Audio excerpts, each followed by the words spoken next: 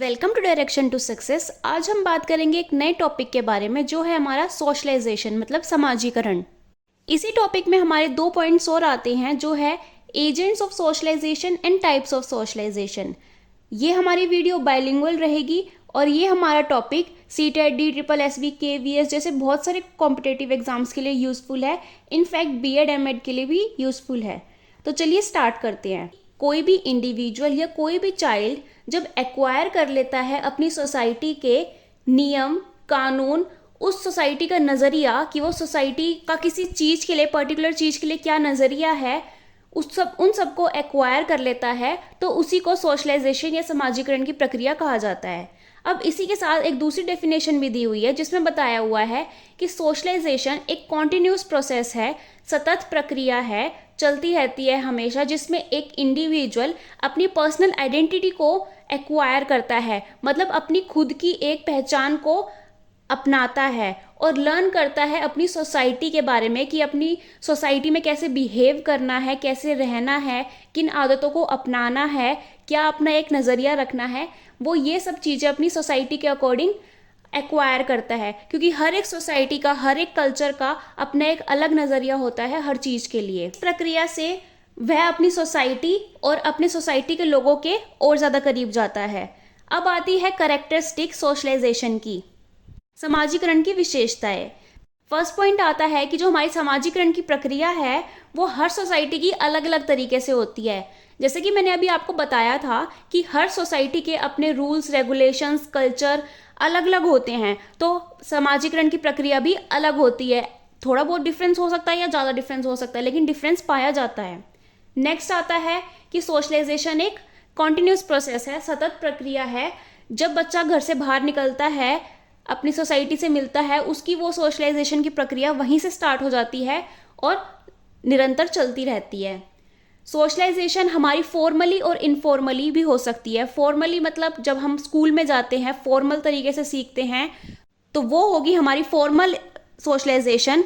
But जब हम अपने पीयर ग्रुप से या मीडिया से या किसी और तरीके से, किसी और साधनों से सीखते हैं, सोसाइटी को जानते हैं, तो उसे हम बोलते हैं इनफॉर्मल सोशलाइजेशन। अभी जैसे मैंने आपको बताया था, ये कॉन्टिन्यूस प्रोसेस है, लाइफ लॉन्ग चलता रहता है। इस प्रोसेस में हम एसिमिलेट करते हैं, आत्मसात करते हैं अपने खुद के कल्चर को। और जब हम किसी कल्चर के मूल्य, हैबिट्स, डिसिप्लिन के बारे में जानते हैं और उसी के अकॉर्डिंग रिएक्ट करते हैं, तो हमारे अंदर भी एक बेसिक डिसिप्लिन अपने आप ग्रो हो जाता है। उसके बाद आते हैं हमारे agents of socialisation.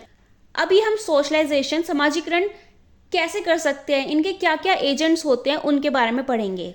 First number पे आते हैं हमारे फैमिली, क्योंकि हम basic information, discipline, values, society के बारे में, ये सब इन्फॉर्मेशन हमें हमारी फैमिली से ही मिलती है।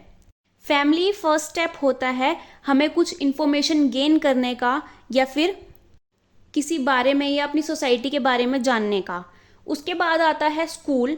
बच्चा बड़ा होता है, स्कूल जाता है, फॉर्मल तरीके से वो सोशलाइजेशन की प्रक्रिया करता है, जिसमें वो इन्फॉर्मेशन, डिसिप्लिन, वैल्यूज़, नॉर्म्स सब कुछ सीखता है। उसके बाद आता है मास मीडिया, क्योंकि हमारी ज़िंदगी में मास मीडिया की एक अहम भूमिका है। अब कोई भी हम एडवर्टीज़मेंट देख लेते हैं या कोई भी शो, मूवी, कुछ भी देखते हैं, तो उसका हमारी ज़िंदगी पर बहुत ज़्यादा प्रभाव पड़ता है, चाहे फिर वो डायरेक्टली हो या फिर इनडायरेक्टली हो, बट हमारी ज़िंदगी पे मास मीडिया का बहुत ज़्यादा प्रभाव पड़ता है और उसी से हम सोशलाइजेशन करते हैं। फिर आता है हमारा पीयर ग्रुप, हमारे सखी संबंधी, हमारे मित्र, इनकी भी एक अहम भूमिका होती है हमारे सोशलाइजेशन की प्रक्रिया में। फिर आता है क्लब्स एंड टीम्स, कोई भी क्लब ज्वाइन करते हैं या फिर कोई भी टीम बनती है उससे, या फिर हमारे वर्क प्लेस पर जहाँ हम काम करते हैं वहाँ भी समाजीकरण की एक अहम भूमिका होती है। सोशलाइजेशन एक लाइफ लॉन्ग प्रोसेस है, ये कभी भी नहीं रुकता। चाहे आप फैमिली में रहो, स्कूल में जाओ, कहीं वर्क करो, कोई जॉब करो, ये निरंतर चलता ही रहता है, चाहे फिर वो फॉर्मल तरीके से हो या इनफॉर्मल तरीके से हो। अब इसमें 2 एजेंट आते हैं। फर्स्ट आता है हमारा एक्टिव एजेंट, जो हमारे सक्रिय साधन होते हैं जिनसे हम डायरेक्ट इंटरेक्शन कर पाते हैं। जिससे हम परस्पर क्रिया करते हैं या फिर डायरेक्ट इन्वॉल्व हो जाते हैं और फिर समाजीकरण की प्रक्रिया करते हैं, वो सबसे पहले आते हैं फैमिली। हम फैमिली के साथ घुलते मिलते हैं और फिर इंटरेक्शन भी होता है हमारा, और उसी के साथ हमारी सोशलाइजेशन की प्रक्रिया चलती रहती है। फिर आती हैं टीचर्स, और फिर आते हैं हमारे पीयर ग्रुप्स, मतलब हमारे मित्र।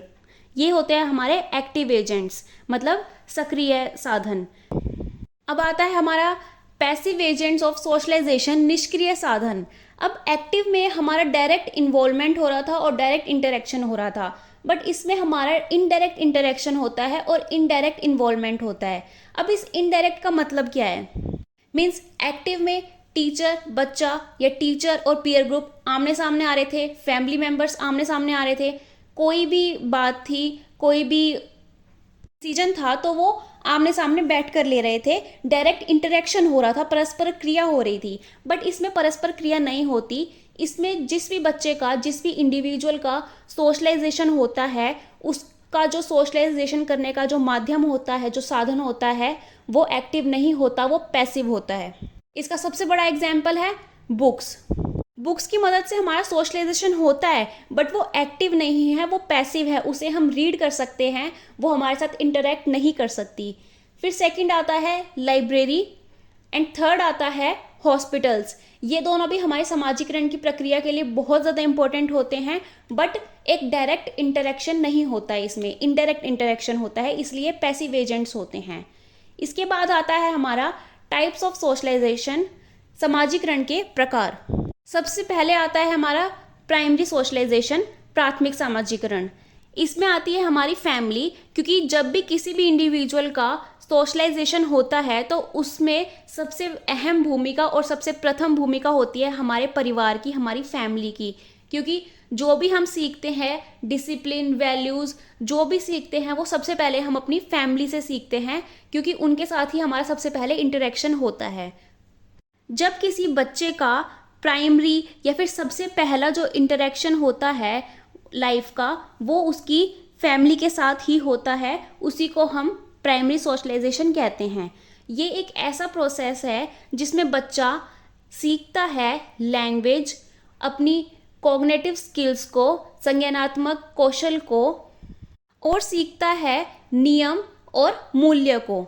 अब इसमें हम ये भी बोल सकते हैं कि जब बच्चा स्कूल जाता है, उससे पहले जो उसके अंदर जो डिसिप्लिन, वैल्यूज़ जो भी होते हैं, वो अपनी फैमिली से ही सीखता है।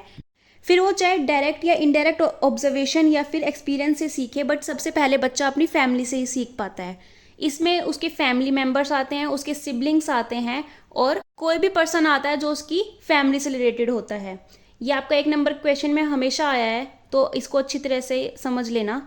फिर आता है सेकेंडरी सोशलाइजेशन, गौण समाजीकरण। जब बच्चा अपने घर से बाहर निकलता है तो उसका स्कूल में समाजीकरण होता है, जिसको हम बोलते हैं सेकेंडरी सोशलाइजेशन। जब बच्चा बड़ा होता है तो वो इम्पोर्टेंट लेसन सीखता है अपने पीयर्स से या फिर अपने स्कूल में। तो जो सेकेंडरी सोशलाइजेशन है वो तब होता है जब बच्चा अपने फैमिली इन्वायरमेंट से बाहर निकलता है। इस प्रक्रिया को हम ये भी बोल सकते हैं कि जब बच्चा सोसाइटी में रहने के लिए सोसाइटी नॉर्म्स को समझता है, एक ट्रेनिंग लेता है इनफॉर्मल या फॉर्मल तरीके से। फॉर्मल तरीका तो हो गया स्कूल में, और इनफॉर्मल तरीका हो गया पीयर ग्रुप के साथ रह के, जो उसकी पूरी ज़िंदगी में बहुत ज़्यादा यूज़फुल रहती है। तो उसी को हम बोलते हैं सेकेंडरी सोशलाइजेशन या फिर गौण समाजीकरण। ये होता है बच्चे का स्कूल में पीयर्स के साथ। अगर आपके MCQ में प्राइमरी सोशलाइजेशन पूछा जाता है तो आप फैमिली लिखना, और सेकेंडरी पूछा जाए तो स्कूल, नेबरहुड, पीयर ग्रुप, आप कुछ भी लिख सकते हैं, मास मीडिया भी लिख सकते हैं। फिर आता है हमारा एंटीसिपेटरी सोशलाइजेशन, अग्रिम समाजीकरण। जब किसी इंडिविजुअल को कोई ग्रुप ज्वाइन करना होता है तो वो उस ग्रुप के कल्चर को लर्न करने की कोशिश करता है। वो इंडिविजुअल उस ग्रुप के बिलीफ, वैल्यू, नॉर्म्स, सब चीज़ों को सीखने की कोशिश करता है और उसी के अकॉर्डिंग एक्ट करने की कोशिश करता है।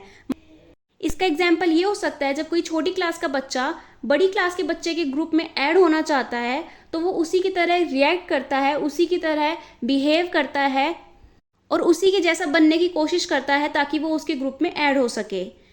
रीसोशलाइजेशन, जैसे इसके नाम से पता चल रहा है, सोशलाइजेशन मतलब समाजीकरण और री मतलब पुनः दोबारा। जब किसी का दोबारा सोशलाइजेशन मतलब समाजीकरण होता है, इस प्रोसेस में कोई भी इंडिविजुअल बिहेवियर पैटर्न, जो उसका पहले का जो बिहेवियर पैटर्न होता है उसको छोड़कर नए को एक्सेप्ट करता है, और जो उसके जो पुराने बिहेवियर पैटर्न या फिर वैल्यूज होते हैं वो नए वाले से बिल्कुल अलग होते हैं। एक इसका एग्जाम्पल ये हो सकता है, जब हम किसी क्रिमिनल को पुनर्वास प्रदान करते हैं तो उसके बिहेवियर में काफ़ी ज़्यादा चेंज होता है। और एक एग्जाम्पल ये भी हो सकता है, जब कोई विलेज से सिटी में रहने आता है तो उसके बिहेवियर और वैल्यूज़ विलेज और सिटी के दोनों के अलग अलग होते हैं। वो विलेज के छोड़कर सिटी के बिहेवियर को और वैल्यूज़ को अडेप्ट करता है, तो उसका दोबारा समाजीकरण होता है। अब लास्ट आता है डेवलपमेंटल सोशलाइजेशन। ये एक ऐसी प्रक्रिया है जिसमें हमारी सोशल स्किल्स, सामाजिक कौशल की डेवलपमेंट होती है। इसका एग्जाम्पल ये हो सकता है, जब कोई शाई बच्चा एक नए बच्चे को इंग्लिश पढ़ाना शुरू करता है ताकि उसका वर्बल कम्युनिकेशन बिल्ड हो सके। जब किसी इंडिविजुअल का सामाजिक कौशल डेवलप होता है तो उसे हम डेवलपमेंटल सोशलाइजेशन कहते हैं। इसी के साथ हमारी वीडियो ख़त्म होती है। आपको अगर कोई भी क्वेरी है तो आप कमेंट सेक्शन में या इंस्टाग्राम पे मुझसे पूछ सकते हैं। Thank you for watching. अगर आपको वीडियो पसंद आई है तो don't forget to like, share and subscribe.